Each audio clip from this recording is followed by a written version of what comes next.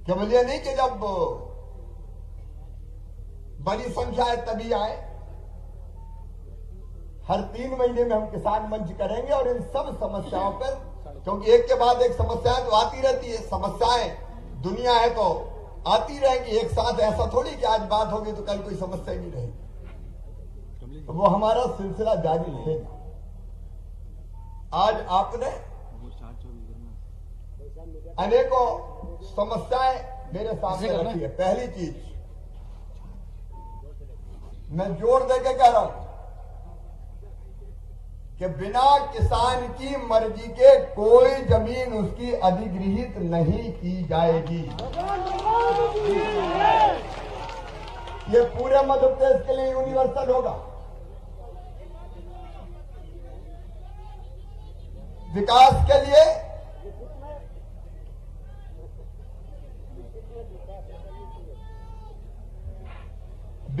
लिए जरूरत जमीन की पड़ती है, लेकिन वो जमीन जबरदस्ती नहीं ली जाएगी, किसान की सहमति से ही ली जाएगी, बिना सहमति के नहीं ली जाएगी।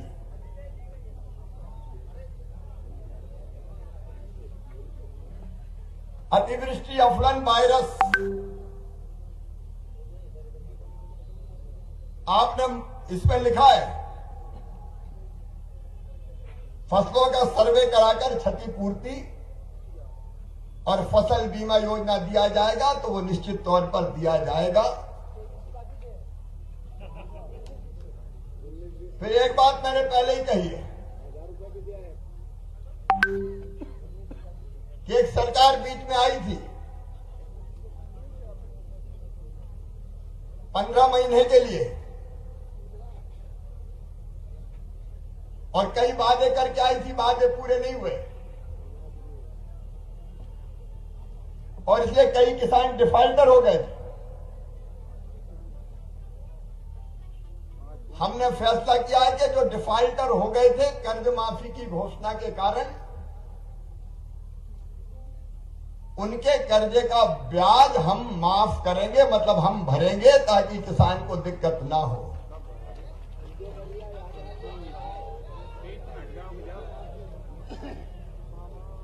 फिर आपने कृषि पंप अनुदान योजना फिर से चालू करने की मांग की है। अगले बजट में इसका प्रावधान कर दिया जाएगा। एक बात है, जिलों में होने वाली फसलों को जिलों में अधिसूचित किया जाए, कर दिया जाएगा। मुख्यमंत्री खेत सड़क योजना फिर से चालू कर दी जाएगी और बलराम तालाब के बारे में थोड़ा विचार करके फैसला लेंगे, आपके साथ चर्चा करेंगे।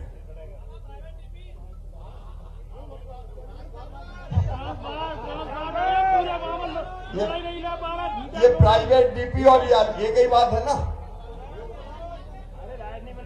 एक ही बात है ना। अनुदान देकर डीपी रखवाना कोई प्राइवेट डीपी है।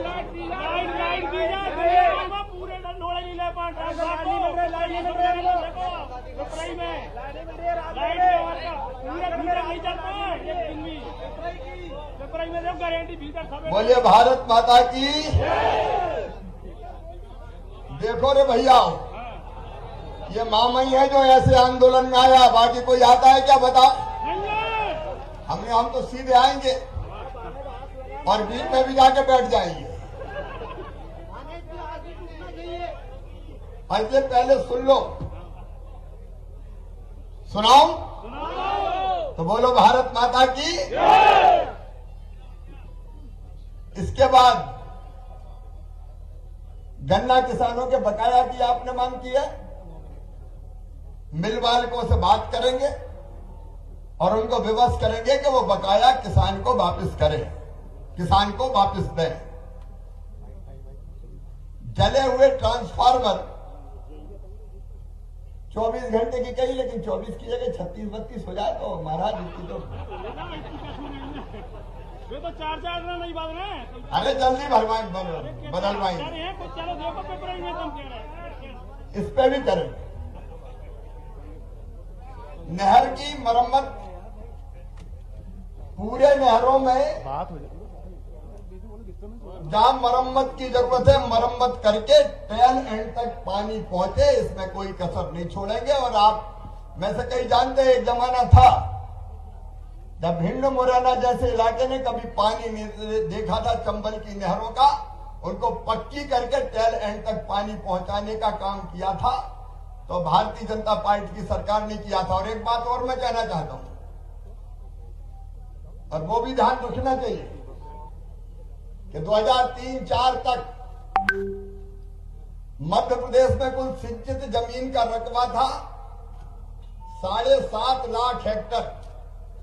कांग्रेस, राजा, नवाब, अंग्रेज सबने मिला के जो सिंचाई की जमीन, जितनी जमीन में सिंचाई की थी वो थी 7.5 लाख हेक्टर, उसको बढ़ा के 45 लाख हेक्टर तक पहुंचा दिया और 65 लाख हेक्टर तक पहुंचाएंगे। कभी ऐसी सरकारें भी होती थी जो कहती थी कि नर्मदा का पानी छिपरा में नहीं जाएगा, काली सिंध में नहीं जाएगा, पार्वती में नहीं जाएगा।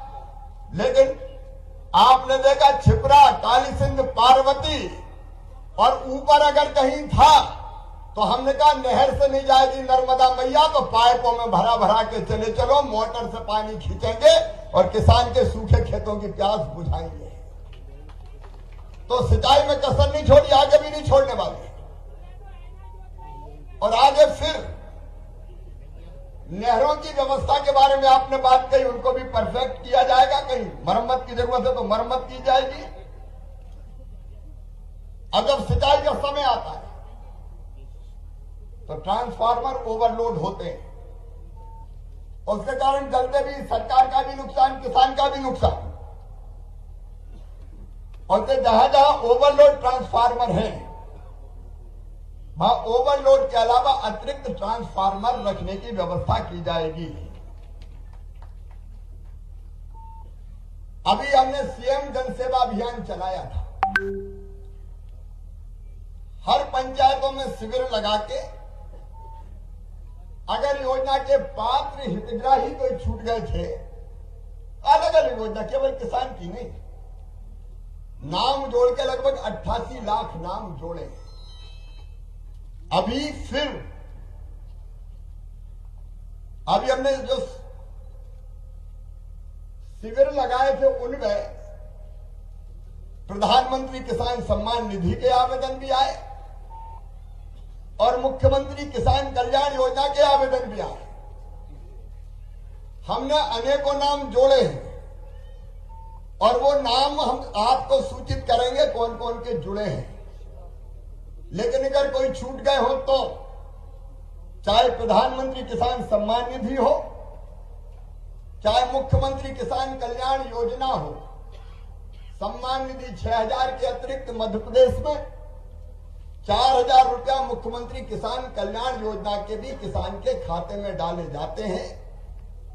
और ऐसे नाम अगर छूट गए हो तो अभी जोड़े हैं लगभग 88 लाख ओवरऑल जोड़े हैं, जिसमें किसान के साथ गरीब भी हैं, तो उन नामों को भी जोड़ा जाएगा। और राजस्व के मामले में जितने भी राजस्व से संबंधित मामले हैं उन सब मामलों में पंचायत बार फिर से शिविर लगा के शिविर में ही आपकी समस्या का समाधान करेंगे, ताकि तहसील में और बाकी जगह किसान को चक्कर ना काटना पड़े। एक बार राजस्व के ही शिविर लगा देंगे, एक राजस्व के शिविर और एक बिजली की समस्याओं के, चाहे वो बिल हो चाहे बाकी हो, उसके शिविर भी अलग से आपने कहा है। और मैं भी मानता हूं कि वो लगाए जाने चाहिए। तो बिजली के शिविर अलग से लगाए जाएंगे, राजस्व के शिविर अलग से लगाए जाएंगे। और आपने ये कहा है कि जमीन क्रय करने के बाद 7 दिन के अंदर नामांतरण भी कर दिया जाए, तो ये नामांतरण करने की व्यवस्था भी कर दी जाएगी, ताकि नामांतरण के लिए फिर भटकना ना पड़े। भगवान बलराम की अरे जब बोलो तो जोर से बोलो, भगवान बलराम की। इसके बाद पट्टे देने की और ये कौन सी प्रदेश की मंडियों में मानक परीक्षण हेतु टेस्टिंग मशीन डॉकेट, तो ठीक है, डॉकेट टेस्टिंग मशीन लगाएंगे। और उस समय किसान मंच में बात हुई थी बड़े तौल कांटे, तो वो बड़े तौल कांटे भी लगाए जाएंगे ताकि जल्दी तुलाई पूरी हो जाए। एफपीओ जो किसान संघ ने बनाए हैं उनके बारे में चर्चा विस्तार से मेरी हुई है, तो उस दिशा में हम लोग काम करेंगे। हमारे वनवासी आदिवासी क्षेत्रों में भूमिहीन किसानों को पट्टे वो परीक्षण करेंगे कि रेवेन्यू के हैं कि कौन, क्योंकि जो फॉरेस्ट के जमीन के पट्टे हैं वो केवल जनजाति किसानों को दिए जा सकते हैं। लेकिन जिन गरीब किसानों ने कई वर्षों से रेवेन्यू की जमीन पे कब्जा करके खेती की है, वर्षों हो गए, कई पीढ़ियां निकल गई, वो जमीन उनके नाम नहीं है। हम ये फैसला कर रहे हैं कि रेवेन्यू की जमीन भी जिनके पुराने कब्जे, अभी की बात नहीं करते, नहीं तो चरणों की जगह नहीं बचेगी, फिर कोई जगह नहीं बचेगी।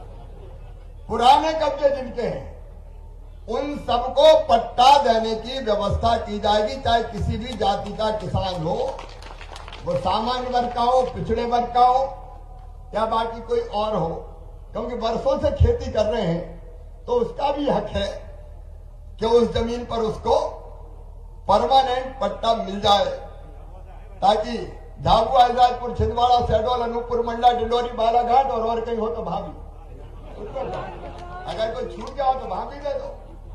पुराने अगर कर रहे हैं, पता चला कि 50 साल से कब्जा, तो क्यों नहीं देना चाहिए? खेती उसके पास है, पत्थर उखाड़े, ठूंठ खोदे, जैसे तैसे खेती के लायक जमीन बनाई और फिर आगे रेवेन्यू वाले की तो सरकारी जमीन है, तो इसलिए इसका भी समाधान किया जाएगा। और मैं फिर कह रहा हूं, अगर मुझे करना नहीं होता तो मैं आता ही नहीं, मैं तो उधर से निकल जाता, लेकिन किसानों का हूं और इसलिए मैं फिर एक बात कहता हूं, कई बार सरकार को जमीन की जरूरत पड़ती है, बांध के लिए पड़ती है, नहर के लिए पड़ती है, शहरों के विकास के लिए पड़ती है, लेकिन फिर मैं कह रहा हूं, चाहे जो व्यवस्था करनी पड़े मैं करूंगा, बिना किसान के मर्जी के जमीन नहीं ली जाएगी। ये मैं जोर देकर कह रहा हूं। आप सब इतनी बड़ी संख्या में मध्य प्रदेश की राजधानी भोपाल आए, मैं आपका स्वागत करता हूं। और मिलेंगे, बार बार आएंगे, और कहीं भी मिल जाओगे तो वहां भी आके मिलूंगा और मिलकर समस्याओं का समाधान करेंगे। और जो गड़बड़ करने वाले लोग हैं, चाहे वो कोई हो, उनको नौकरी करने के लायक नहीं रहने दूंगा। एक बार मेरे साथ बोलिए, भारत माता की, भगवान बलराम की। बहुत बहुत धन्यवाद। कुछ चीजों पर विचार करके फैसला